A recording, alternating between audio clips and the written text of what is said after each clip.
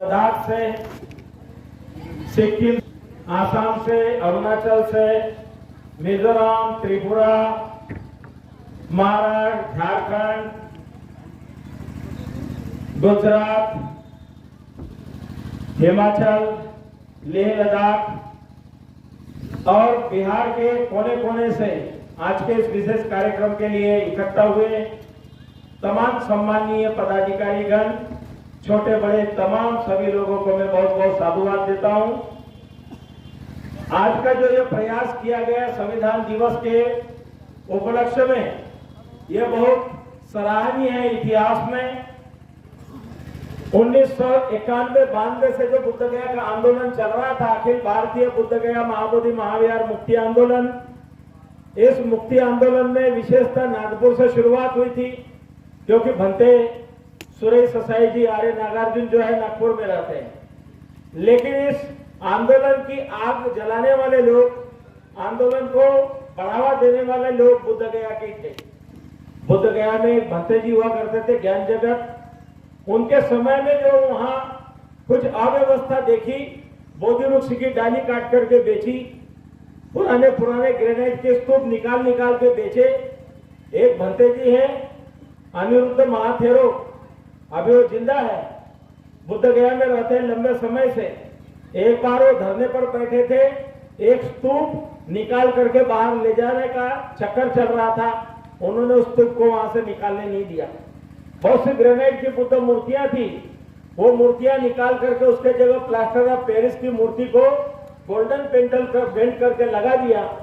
और वो भंते जी तो चीवर में भंते थे, लेकिन वो बनारस के पंडित थे, प्रोफेसर थे। लंका में गए थे किसी कॉन्फ्रेंस में, वहां जाने के बाद उन्होंने देखा कि यहाँ पाली भाषा है, बहुत भिक्षु है, बहुत संख्या में बुद्धिस्ट लोग हैं।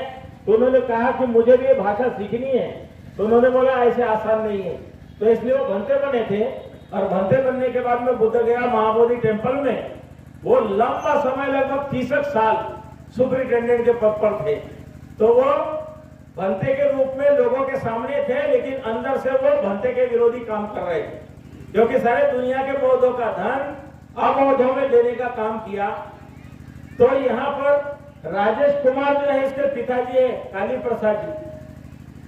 दूसरे एक राजकुमार है बहुत, वो गया में रहते, रेलवे में काम करते थे। ये दोनों लोग नागपुर में भंते सुरेश ससाई जी के पास गए दीक्षा भूमि के कार्यक्रम में, और उन्होंने बताया कि बुद्ध गया में इस तरह से अबौद्ध लोग कब्जा किए हुए हैं, और बुद्ध गया में बुद्ध मूर्तियां धीरे धीरे निकाल के बाहर बेचने का काम चलता है, और बोधि वृक्ष की डाली वगैरह भी बेच करके इस तरह से नुकसान का काम किया जा रहा है, और ये बौद्धों के नाम पे किया जा रहा है।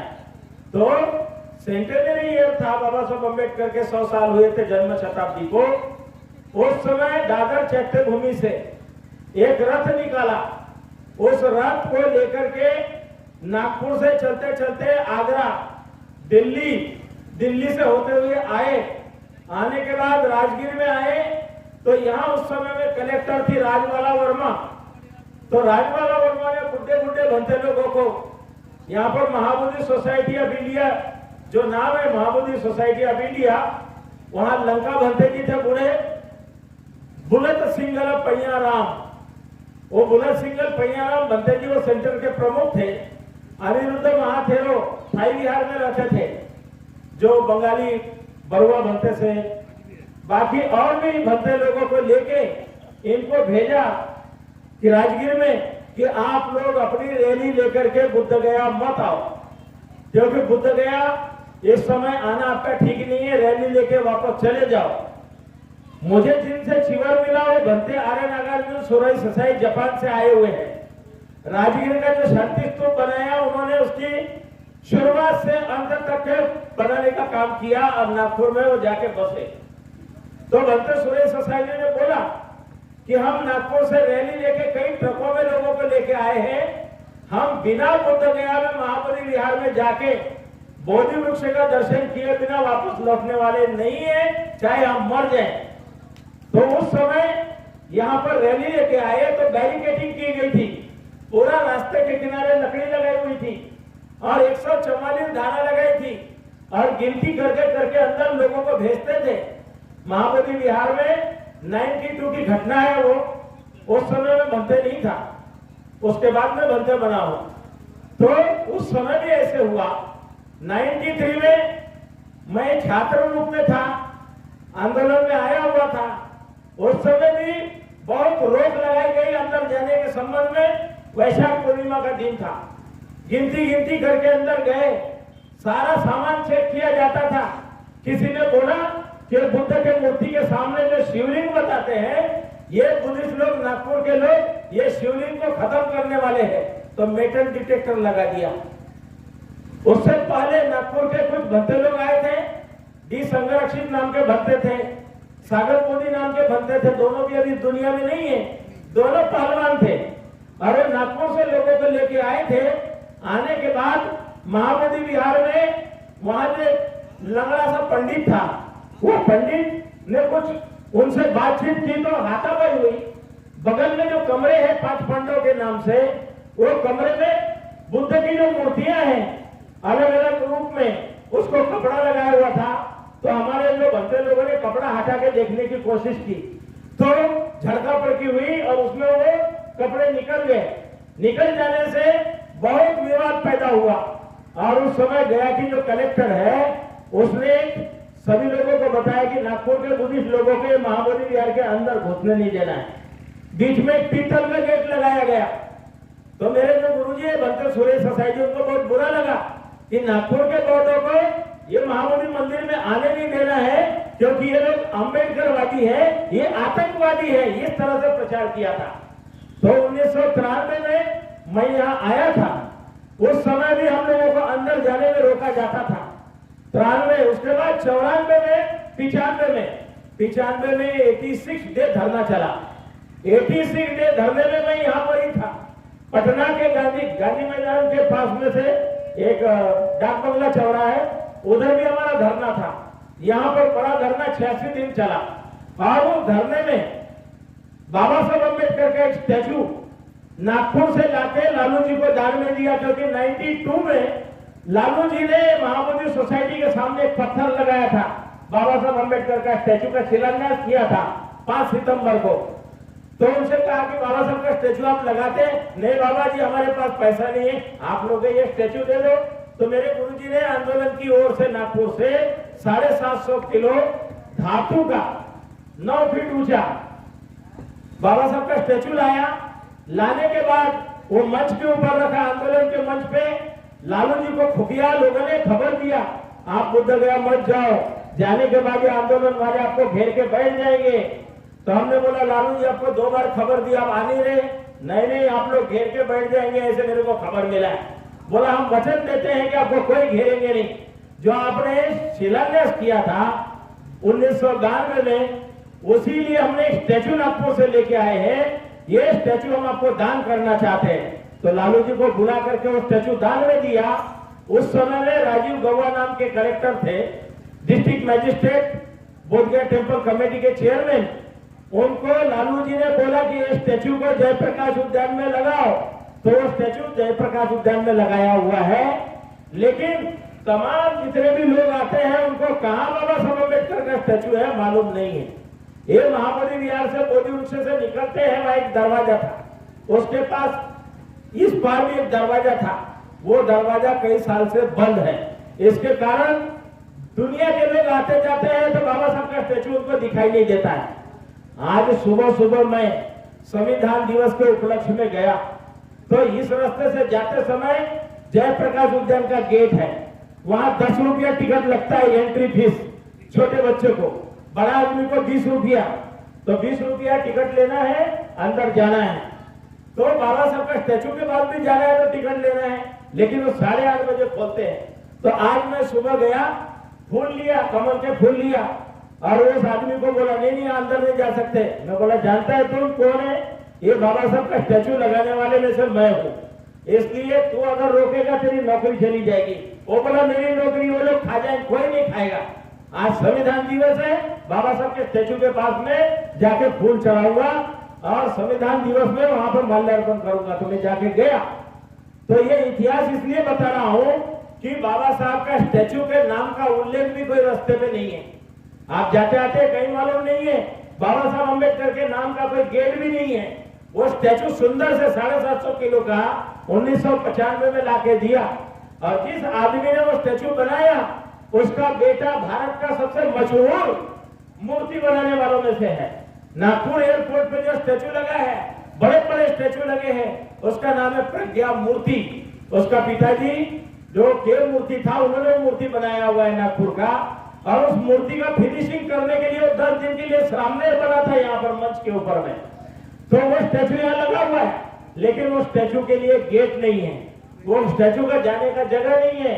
मैं कमेटी में रहते समय कलेक्टर जो होता है वो सर्वे सर्वा होता है, तो कलेक्टर सर्वे सर्वा होता है। यहाँ की व्यवस्था वो हिंदू कलेक्टर हिसाब से चलती है। ये कमेटी तो दिखाने के लिए है, हाथी के दांत की तरह से। 3 महीने के लिए मेंबर लोग आते हैं, टीए करते हैं और चले जाते हैं। कभी 3 महीने तो क्या 6-6 महीने बैठक नहीं होती है। तो इसलिए सच्चाई ये है कि कमेटी नाम मात्र है, एडवाइजरी बोर्ड नाम मात्र है। एडवाइजरी बोर्ड में विदेशों के सारे मेंबर रखे हुए हैं। तो बिहार सरकार और केंद्र सरकार बौद्धों को मूर्ख बनाते रही है। तो क्या बोलते हैं, अरे एडवाइजरी बोर्ड में तो लंका के हैं, भूटान के हैं, जापान के हैं, कोरिया के हैं, ताइवान के हैं, यहाँ के एम्बेसडर है, वहां के एम्बेसडर है, ये एडवाइजरी बोर्ड में है। वो जो सरकार की ओर से लेटर भेजते हैं तो उसमें लिख के भेज देते हैं, ये बुद्धिस्ट लोग गलत मांग कर रहे हैं, एडवाइजरी बोर्ड में तो सारे दुनिया के लोग हैं। अरे कौन जानता है, एडवाइजरी बोर्ड साल में कभी 2 साल में, कभी 5 साल में एक बार बैठक होती है, और उसकी कोई चर्चा भी नहीं होती। मैं 6 साल बुद्ध गया में रहा हूँ, महाबोधि विहार ये इसका मैनेजमेंट में भिक्खु प्रभारी रहा हूँ, सुपरिटेंडेंट बनाया गया था मुझे, और 18 महीने जंतर मंतर पे धरना प्रदर्शन चला बौद्धों की ओर से, तब जाके पहली बार बौद्धों का सेक्रेटरी बनाया। नहीं तो ये बोध गया टेम्पल एक्ट 1949 के बाद से कभी भी बुद्धिस्ट का सेक्रेटरी नहीं बनाया। तो मेंबर सेक्रेटरी बनाया 1998 में। तो मुझे काम करने के लिए बहुत मुश्किल कर दिया, क्योंकि महाबोधि विहार में जो भंते लोग थे, जो बोधगया महंत की ओर से थे, हिंदू संगठनों की ओर से थे, वो भंते लोग उनका काम करते थे। मैंने जब काम शुरू किया, करप्शन बंद। महाबोधि विहार का डोनेशन क्या आया, रोज दिखाई देना चाहिए कितना डोनेशन आया। कोई बुद्ध के मूर्ति के सामने पड़ा हुआ पैसा डोनेशन बॉक्स में जाना चाहिए, जेब में नहीं जाना चाहिए। मैं उनका झोला उल्टा करके सारा पैसा डोनेशन बॉक्स में डलवाया, इसलिए मुझे दुश्मन बोल करके अभी भी दुश्मन मानते हैं। बहुत सा करप्शन बंद कर दिया। फॉरेन करेंसी आती है तो उसको फॉरेन करेंसी को फॉरेन करेंसी के हिसाब से लेना है, कोई इंडिया में कन्वर्ट करके इंडियन करेंसी में नहीं लेना है। एफसीआरए अकाउंट बनाया, एफसीआरए का अकाउंट बनाया। अभी सुना पिछले बार एफसीआरए अकाउंट खराब हो गया, 90 लाख रुपया दंड भरा है कमेटी ने। अभी जब महाबोधि टेम्पल में बुद्ध जयंती मनाया, 1000 में बुद्ध जयंती मनाते थे लोग। जब मैं यहाँ का सुपरिटेंडेंट सेक्रेटरी बना तो 1.5 लाख रुपया बुद्ध जयंती के दिन भोजन व्यवस्था, पूजा वंदना, आने वाले जाने वाले, इसकी व्यवस्था में खर्चा किया, क्योंकि हम लोग बुद्धिस्ट। जब मैं यहाँ पर भिक्खु प्रभारी बनाया गया, पेमेंट नहीं लिया। पेमेंट लेते नौकरी हो जाती, नौकर हम नौकर नहीं है, बुद्ध पुत्र है। तो हमने कहा जो भंते पुजारी थे, वो भंते पुजारी को पेमेंट मिलता था। हम बोला तुम चिवर उतारो, तुमको हम पेमेंट देंगे। तो इसलिए झगड़ा हुआ, उनको बाहर निकलना पड़ा। हम लोग वॉलेंटियर बोल करके 10 भंते लोग कमेटी में रखे। तो 10 भंते मिलकर सेवा करते थे, महाबोधि विहार का सफाई धुलाई करते थे। तो ये जो बातें हैं, मुख्य पुरानी बातें आप लोगों को बताना बहुत जरूरी है। और आज का जो अवसर है, ये जो तमाम हिमालयन वैली के जितने बुद्धिस्ट लोग आते हैं, पिछले 30 साल से कोई भी बुद्धिस्ट लोगों ने ये बुद्ध गया महाबोधि विहार बौद्धों का है, इसका मैनेजमेंट बौद्धों के हाथ में होना चाहिए। इक्का दुक्का लोग बोलते थे, संगठित रूप में नहीं बोलते थे। लेकिन संगठित रूप में बोलने का काम आज शुरू हुआ। बहुत दिनों से 25 जून को बैठक में मुझे आकाश लामा जी ने आमंत्रित किया, ऑल इंडिया बुद्धिस्ट फोरम की ओर से बुलाया। विनय रखीता बनते इस कार्यक्रम के लिए आए। मैं विनय रखीता, वो हमारे कर्नाटक वाले, आंध्रा वाले समझ रहा था। ये बंगाल वाले, इनको मैंने जब देखा था ये बनते नहीं थे, अभी बनते के रूप में जब देखा तब पता चला कि विनय रखीता मैंने बंगाल वाले। और तमाम साथियों से जो मुलाकात हुई, दया सागर बौद्ध जी जो कानूनी जानकार है, बौद्धों के पर्सनल लॉ को लेकर के काम कर रहे हैं, तो इनका काफी लंबा अनुभव है। तमाम जो हमारे साथी है, राजेश बौद्ध के पिताजी ने जो ये मामले को बुद्ध गया मामले को ले जाकर के पहुंचाया, यहाँ के बौद्ध वगैरह तमाम जो साथी है, ये अशोक गौतम वगैरह, तो बुद्ध धम्म धीरे धीरे धीरे धीरे गति पकड़ रहा है यहाँ के भूमि में।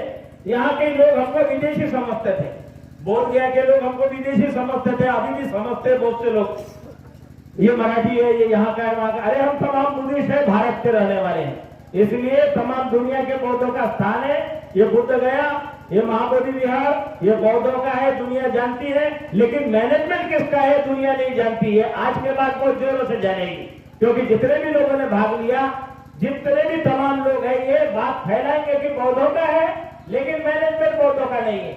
डोनेशन बुद्धिस्ट लोग डालते हैं, तो ये डोनेशन अंडा चक्की पीस रहा है और कुत्ते खा रहे हैं, ये काम बंद हो जाएगा। माने अंधे लोग दान डाल रहे हैं, कुत्ते खा रहे हैं, ये काम बंद हो जाएगा। ये आपकी वजह से बंद होगा, क्योंकि तमाम हमारे जितने हिमालयन बेल्ट के बुद्धिस्ट लोग हैं, ये अंधे थे, आज आंख खुल गया, और आंख खुल गया तो तमाम दुनिया के लोगों की भी आंख खुलेगी, और आंख खोल के देखेंगे कि हमारा दिया हुआ दान पुण्य में जा रहा है कि पाप में जा रहा है। तो इसलिए हम पाप कर रहे हैं कि पुण्य कर रहे हैं, आते पुण्य कर रहे, लेकिन हमारा डोनेशन तो चोर चुरा के ले जा रहा है, मिसमैनेजमेंट हो रहा है। तो इसलिए आज तमाम बातें आप लोगों के बीच में रखी। मैं ये बुद्ध गया महाबोधि महाविहार मुक्ति आंदोलन समिति की ओर से, अखिल भारतीय भिक्खु महासंघ की ओर से, पुराना लंबे समय से महासचिव वगैरह बड़े बड़े पदों पे काम किया, अभी जो है कुछ कारणों की वजह से शारीरिक परिश्रम और स्वास्थ्य ठीक नहीं, हमारे बड़े गुरुओं की ओर से आज मैंने जो आप लोगों के सामने बातें रखी, ये दुनिया के बौद्धों का बुद्ध विहार, ये दुनिया के बौद्धों का तो है, लेकिन इसका मैनेजमेंट बौद्धों का नहीं है, अंदर में स्टाफ बौद्धों का नहीं है, इसीलिए बम ब्लास्ट होता है। बौद्धों के हाथ में नहीं होने के कारण बम ब्लास्ट करा के इसके नाम पे लोग बाहर देश से धन लूटते हैं। तो इसलिए बौद्धों का स्थान है, बौद्ध का मैनेजमेंट होना चाहिए। जिस प्रकार से क्रिश्चियनों का स्थान क्रिश्चियन चलाते हैं, मुस्लिमों का स्थान मुस्लिम चलाते हैं, सिखों का स्थान सिख चलाते हैं, उसी तरह से बौद्धों के स्थान का मैनेजमेंट बौद्धों के हाथों में होना चाहिए।